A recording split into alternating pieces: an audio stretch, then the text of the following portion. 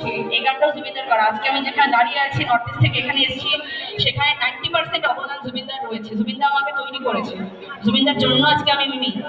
Television বলুন বা যেখানেই বলুন, আমাকে জুবিনদা প্রমোট করেছে ফার্স্টে। কিছু বলার নেই, শুনতে পাচ্ছি না এমনি না।